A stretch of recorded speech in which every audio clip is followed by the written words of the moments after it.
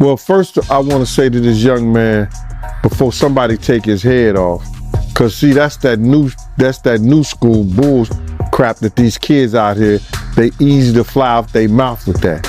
You don't invite a man to your private. You don't invite a man to your private unless you doing the Diddy. If two men lay down, how many homos get up? Let me tell you, young man, 2 of them. You understand? So don't invite a man to your private, because that man will see you and take your head off. Especially somebody like 50. You don't send or let a boy do a man's job. I don't know if he need that type of attention or he want that type of attention. Evidently he do. But 50 is the wrong dude that you want to do that type of attention, get that kind of attention from, bro. In the infamous words of Waka Flocka, that nigga go hard in the paint. And I don't believe that this cat would even put out some trash like that and really didn't know what he was doing. He's teasing the federal government.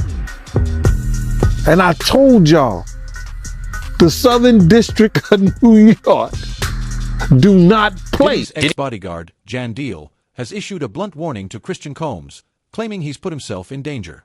According to Deal, Christian was the one who allegedly leaked the Cassie footage online, a move that may have triggered Diddy's latest wave of legal fallout. See, after he did that shit, something get leaked to the press. Do you notice that, right? As soon as he did that dumb shit, talking about, well, we did this and we did that. We had this over here. Y'all went to the wrong house. Some went to, he said, well, we're going to show you how wrong we are. Yo, CNN, run this. Action, roll them.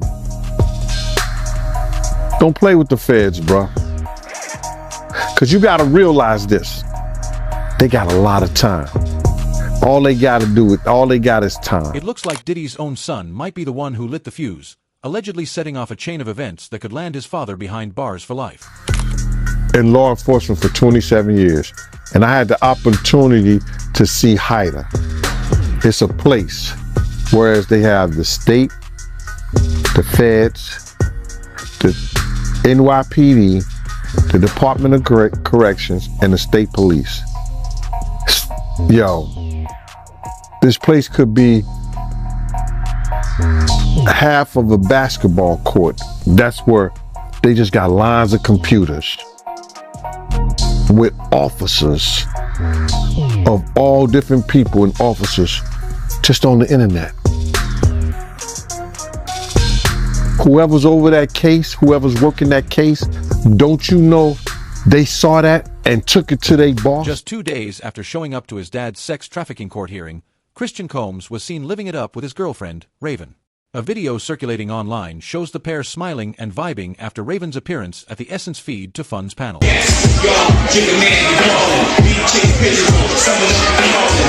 Hector!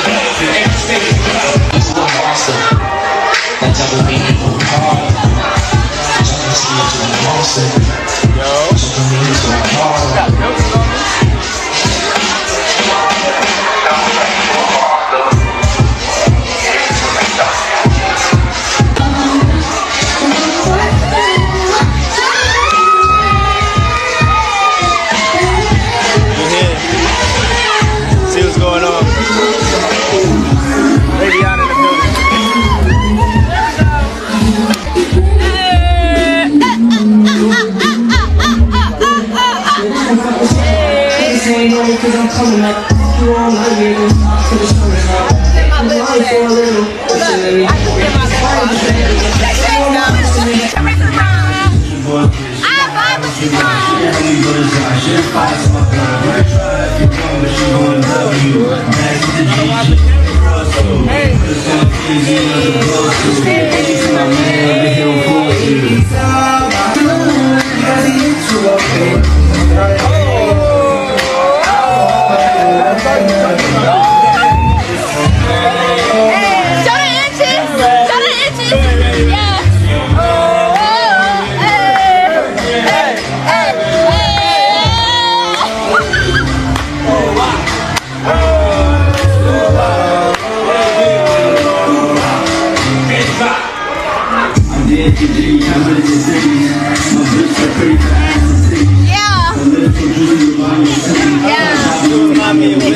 I love you.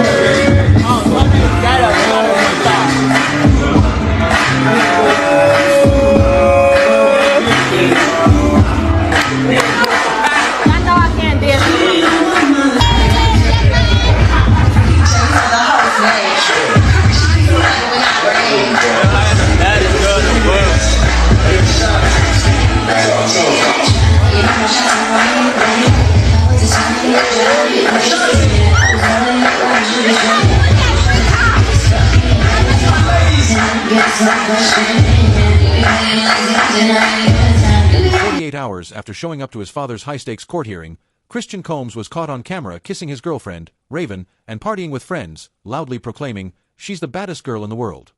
Meanwhile, their mother, Janice Combs, stood by Diddy in court as he was denied bail for the third time, with a trial set for May 5th. But Christian's got his own storm brewing. An April lawsuit accuses him of drugging and sexually assaulting a woman named Grace during a December 2022 yacht trip. The suit also drags Diddy into the mix, claiming he's liable as the yacht owner. Both men have slammed the accusations as baseless lies. And she was 25 years old at the time. She believed that the trip was a wholesome family excursion, but says it, quote, turned into a hedonistic environment, even describing rampant drug use among sex workers and celebrities who came on board. She believes that the alcohol on the yacht had been laced with drugs because she says women would have one drink and then almost immediately pass out or start falling over. Grace alleges that Christian Combs showed up to the yacht drunk and instantly made her feel uneasy with his unwanted attention. She claims he pushed her to take tequila shots she suspects were laced, before turning aggressive and groping her. The lawsuit also drops another bomb. Producer Rodney L. Jones, who was present, supposedly has recordings exposing illegal behavior tied to Diddy and his crew. Markey reportedly told Christian, quote, "Excuse me, you don't touch my legs like that. I'll move my legs where I want to. If I want to do this, then I will. You don't touch my legs like that." Markey then says that she told Christian she couldn't stay with him unless it was approved by a supervisor, all of whom she knew would be asleep at the time, so this was a way for her to get out of the situation. She claims that Christian said, "Who can I talk to? I'm going to say I requested you right now." Markey then says she responded with, quote, "Well, you can take your hand off my ass for the first thing." Markey says that she tried to go back to her work, but Christian found her again, wanted her to find him a place to sleep for the night.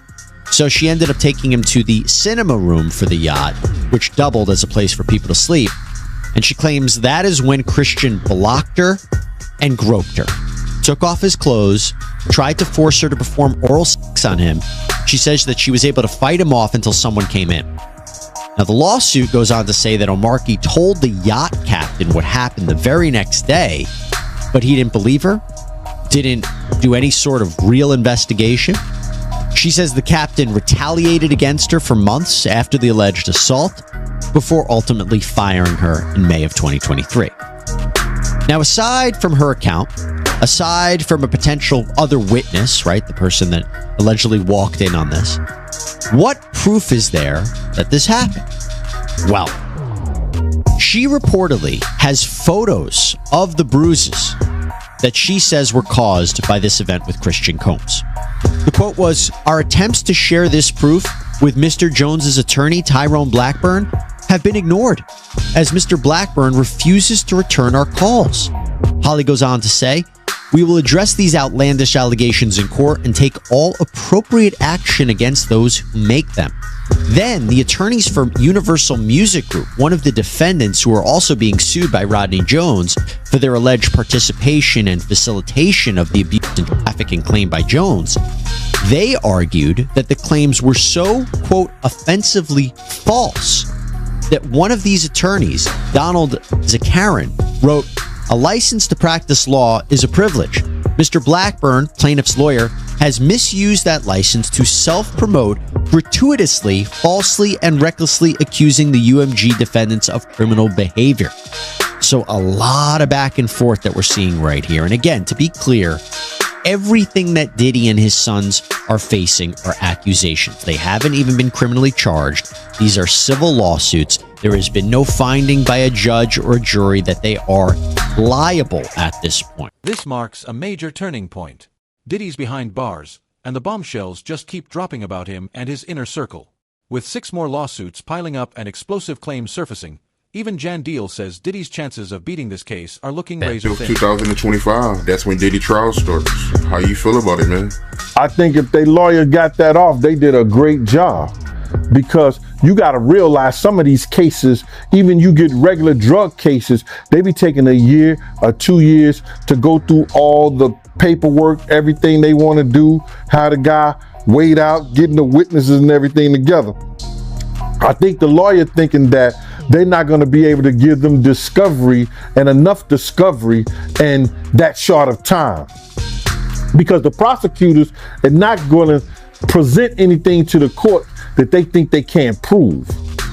You understand what I'm saying? So the prosecutors is going to try to, go through everything. And that's a short time, brother. That's less than what? May? That's less than 7-8 months. You talking about 18 businesses. You talking about they got, I think they say 170 witnesses. You understand? They got 1,000 bottles of oil they got to test.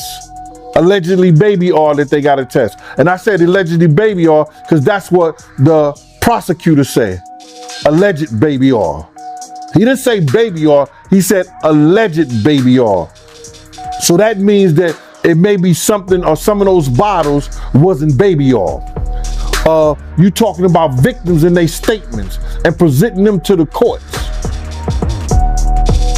So they got a lot of things. So that was a smart move by the defense, trying to get the trial, a speedy trial, so the prosecutor only have so much evidence that they could present.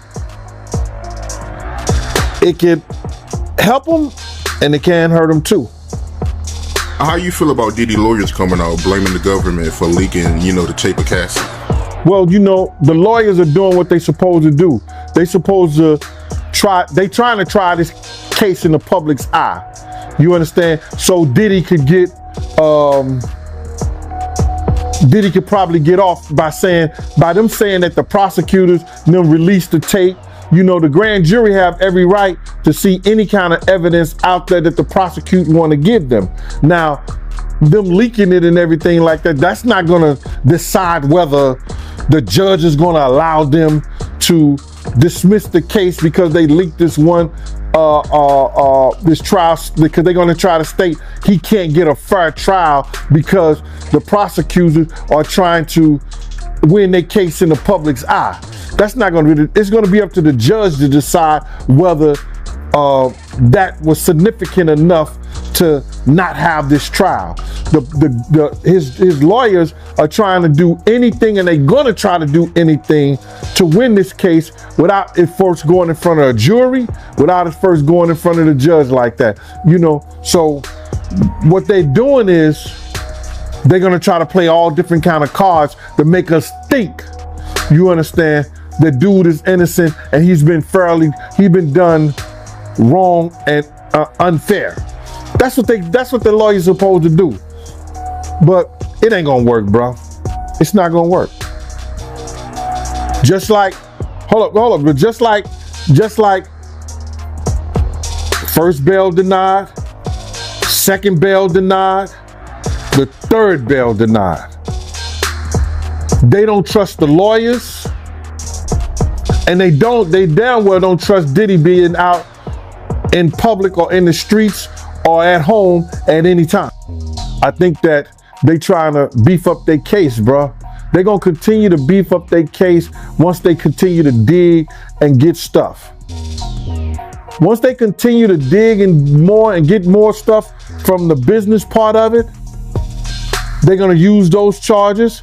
Because if he did anything that was illegal regarding tax evasions, money laundering, they're gonna use that.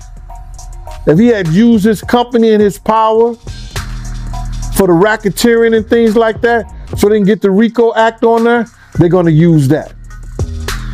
Any new news that can make their case powerful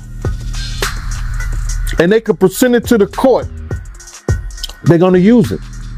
As long as they give it to the defense team in the discovery, they're gonna use everything. But it's gonna be difficult for Puff to fight his case in jail. You know how hard it is to fight your case and go through every last one of those victims, or whether you know them or not. All that paperwork he has to do, you gotta realize they only get a lawyer like 2 hours, I think. Anywhere from 2 to 4 hours. And maybe on certain days, depending on where you at. How is he gonna fight his case decent in jail? But that's what happened where you lay your head. So you don't see any kind of way he get out of this? Bruh, I would bet whatever I had that he ain't got no chance in hell in getting out of here. All because they already got one witness for the sex trafficking case. And that's all you need. And when you only have to have one witness for the sex trafficking case, even though she may have been a participant, and I'm talking about Cassie, it's going to be hard for him to fight. It's no small thing that Jan Deal pointed to Diddy's own son being caught up in trouble, especially with wild theories swirling that Diddy may have ordered hits on artists he clashed with, including Nipsey Hussle. The deeper this goes, the darker it gets. You called Diddy a demon over a comment he made to Nipsey. What made you say that? Like, what's the backstory behind that? But bro, I didn't say he was a demon. What I think I said that you gotta watch what you say to these demons. And I might have put him in the same category. But I didn't per se, he's a demon. Now he's done shit that I projected. I see that demons does. When I seen him picked up that dove, and a dove supposed to be that of new beginning in life, and the dove fell to the ground straight like it was dead. The day we did that, he did that ritual in the park before he went to trial with Sean. Bro. And I'll tell you that story if we talk about Sean. If we talk about Sean today, I'll tell you that story, all right? How about that? Now, don't go figure out something to talk to me and ask me about Sean. Yeah, but if we talk about Sean, I'll ask that. But what you was asking me is that, listen here, man. I did not know Nipsey Hussle. I knew of him and the positive things that he was trying to do out there in his community. The music that he was putting out, that I could say, based on conversations that I heard him speak, that the man was spiritually connected. He was a child of God. He had gotten in front of Puffy one time, and he told Puff that he was putting out this music, and I guess Puff was helping him in some kind of way, and he said something. And that what he said was, I need my music and my album to have the same feel of that life after death, like Biggie's album. Now, you taking a spiritual person who's asking for something. He said, I wanted that same feel as life after death. That same feel was that Biggie got murdered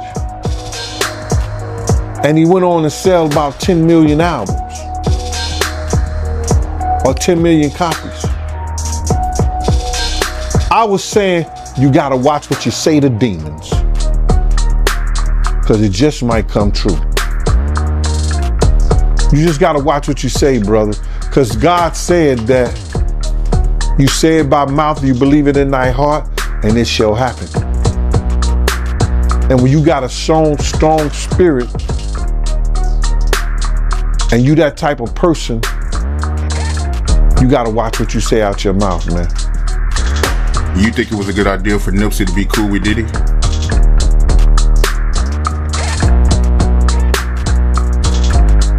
I really can't speak on what and the reason why that man would, when he was already doing a great job himself with the team that he had.